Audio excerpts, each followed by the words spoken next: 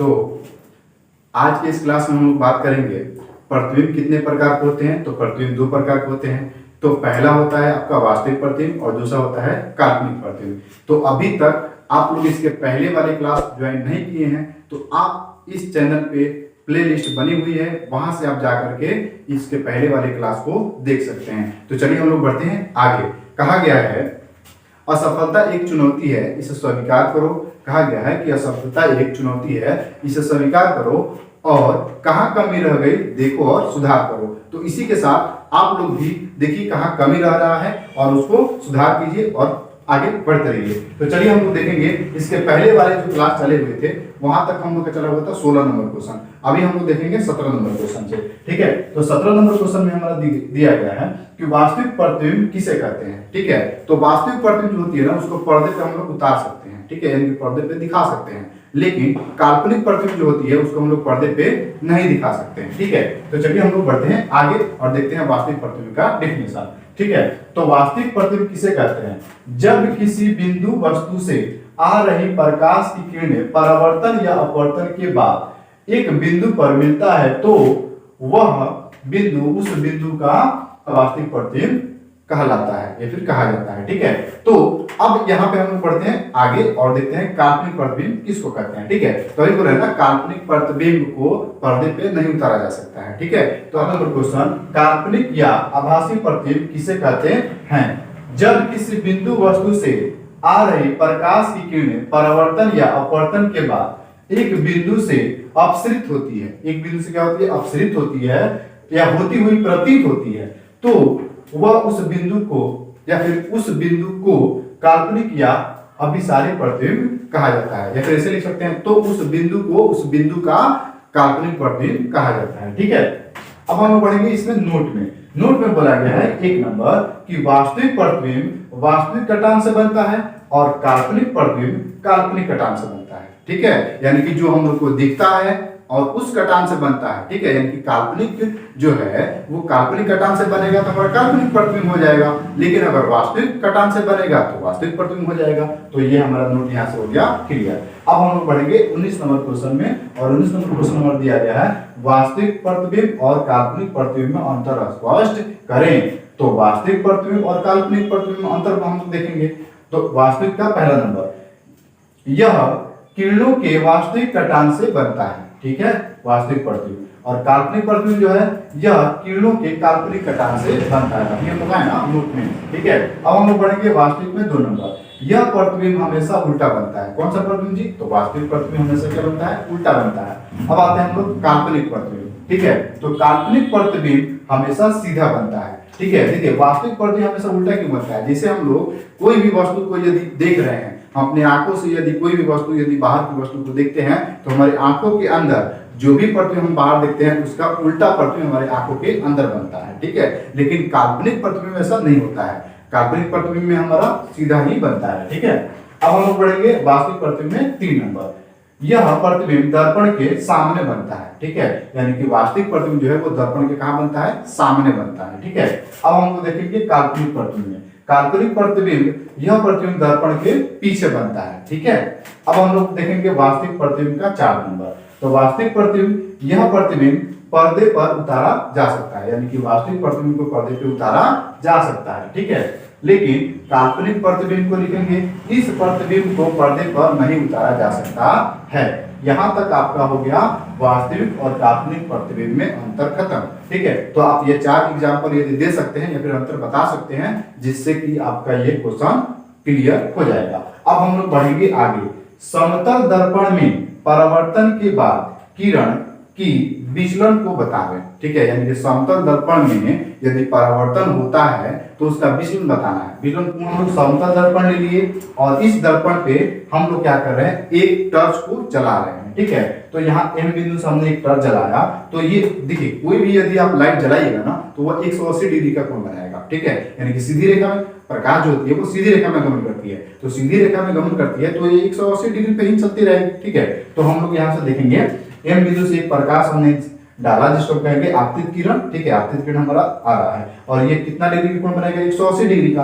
अब जैसे ही आप दर्पण पे यह बढ़ेगा तो इस पे एक और किरण बनना शुरू हो जाएगी जो कि हम कहते हैं परावर्तित किरण। कौन सी किरण जी? परावर्तित किरण। ठीक है, इसको। और बीच वाला जो हम लोग यहाँ पे लिखे हैं डॉटेड लाइन से, इसको हम कहते हैं अभिलंब। क्या कहते हैं? अभिलंब। तो जैसे ही आप यहाँ पे आपतित किरण को डालिएगा तो आप ये जो किरण है वो परावर्तित होकर के क्या परावर्तित किरण बन जाएगी, रिटर्न होकर के चलती रहेगी। अब इसके बीचों बीच हम डाल देंगे अभिलंब। अभिलंब जब डालिएगा तो एक कोण बनेगा आपका आई और दूसरा बनेगा आर। ठीक है, और इसके बाद वाले जो कोण दिखेंगे आपको, ये डॉटेड लाइन जो चल रहा है आपको, ये क्या है? हमारा 180 डिग्री पे चल रहा है। ठीक है, तो 180 जो यहाँ पे ये आई और आर के बाद जो कोण हमारा बचेगा उसको हम कहेंगे विचलन कोण। कौन से कोण कहेंगे जी? विचलन कोण कहेंगे। तो ये विचलन जो कोण है ना, इसी को हम लोग को प्रूफ करके दिखानी है। ठीक है, तो हम लोग कैसे प्रूफ करेंगे? देखिए, लिखेंगे। इस आकृति में हम पाते हैं कि परावर्तन के समय आपतित किरण में 180 माइनस 2i का विचलन होता है। यानी कि जैसे ही हम आपतित किरण करेंगे ना, ठीक है, तो विचलन कोण तब बनेगा, उसमें क्या हो जाएगा? माइनस कर देंगे 180 में से। क्या माइनस करेंगे जी? तो माइनस करेंगे 2i को माइनस कर देंगे, तो जो हमारा कोण बचेगा वो क्या कहलाएगा? विचलन कोण कहलाएगा। ठीक है, तो हम लोग आगे बढ़ते हैं और देखते हैं इसको प्रूफ करके। ठीक है, चलिए, तो लिखेंगे इस तरह प्रत्येक परावर्तन किरणों का विचलन, प्रत्येक परावर्तन किरणों का विचलन हम लोग को इसमें दिखानी है। तो यहाँ क्या लिखे हैं? 180 माइनस 2i। अब 180 माइनस 2i लिखे कैसे हैं वो आपको बताते हैं, कहां से ला करके लिखे हैं। देखिए, 180 माइनस लिखेंगे 2i। ठीक है, अब 180 का 180 क्यों? क्योंकि यदि प्रकाश जो है हमेशा किस सीधी रेखा में गमन करती है तो वो 180 डिग्री का ही कोण बनाता है, जो कि आपको यहाँ पे देखिए आपतित किरण करेंगे तो 180 डिग्री बनाएगा, दर्पण के अंदर तक भी बनाएगा। ठीक है, तो दर्पण के अंदर वाले जो है ना, अंदर वाले जो कोण बन रहे हैं, अंदर से लेकर के और जो परावर्तित किरण है वहां तक, उसको हम कहेंगे विचलन कोण। तो यही हम लोग को दिखानी है। ठीक है, तो देखिए, लिखेंगे 180 माइनस 2i। अब 180 का 180 माइनस यहाँ पे माइनस। अब यहाँ पे जो है ना, देखिए हमारा यहाँ पे दो कोण बना है। जैसे ही हम आपतित किरण डाले हैं तो हमारा दो कोण बना, एक बना आई और एक बना आर। तो हम यह 2i को लिख सकते हैं, क्या लिख सकते हैं? देखिए, i प्लस का r लिख सकते हैं। ठीक है, ये i प्लस का r किसमें से? देखिए बताते हैं क्यों लिख रहे हैं, क्योंकि 180 में से यदि i r को घटा देंगे तो हमारा 2i निकल जाएगा। अब कैसे आएगा? देखिए, तो 180 का 180, i का i लिख दिए, और r जो होता है हम जानते हैं, इसके पहले वाले क्लास में बताया गया है कि आपतन कोण और परावर्तन कोण दोनों आपस में क्या होते हैं? बराबर होते हैं। यानी कि कोण i बराबर क्या होता है? कोण r होता है। ठीक है, तो यहाँ पे हम क्या लिख देंगे? लिखेंगे कि i बराबर क्या होता है? r होता है। तो r की जगह पे हम लिख देंगे i। अब i में i जोड़ेंगे तो हो जाएगा 2i। ठीक है, एक i और एक i मिलकर के 2i हो जाएगा, माइनस में है माइनस, 180 है 180, यानी कि 180 में से यदि 2i को घटा दे, यानी कि ये 180 में से अगर इस कोण का मान i का और r का मान जोड़ करके अगर 180 में से घटा दे तो हमारा ये विचलन कोण का मान निकल जाएगा। ठीक है, तो वही यहाँ पे किए हैं। देखिए कितना बच गया? 180 माइनस का 2i। अब 180 को मान लेते हैं हम पाई। क्या मान लेते हैं? पाई। तो पाई बराबर हो जाएगा माइनस का 2i। यहाँ तक ये आपका हो गया प्रूफ। ठीक है, अब ये जो है ना आपका यहाँ तक प्रूफ हो गया। अब हम लोग पढ़ेंगे नोट में। तो नोट हम लोग को देखना इसलिए जरूरी है क्योंकि इसके बाद आएगा आपका दर्पण सूत्र। तो दर्पण सूत्र में आप लोग को बहुत सारी दिक्कत हो जाएगी, इसलिए यहाँ पे नोट देखना हम लोग को बेहद जरूरी है। और एक एक करके देखेंगे, ध्रुव क्या है, वक्ता केंद्र क्या है, प्रधान अक्ष क्या है, मुख्य फोकस क्या है। ठीक है, तो सबसे पहले हम लोग देखेंगे ध्रुव किसे कहते हैं। ठीक है, तो एक नंबर में ध्रुव किसे कहते हैं, तो देखिए गोलीय दर्पण के मध्य बिंदु को, गोलीय दर्पण के मध्य बिंदु को क्या कहते हैं जी? ध्रुव कहा जाता है। जैसे देखिए ये आपका हो गया गोलीय दर्पण, और यहाँ पे मध्य बिंदु आपका है P, और इसी P को ही हम कहते हैं ध्रुव। ठीक है, तो अब यहाँ पे लिखा गया ई से P से स्विच किया जाता है। ध्रुव को किसे स्विच किया जाता है जी? P से स्विच किया जाता है।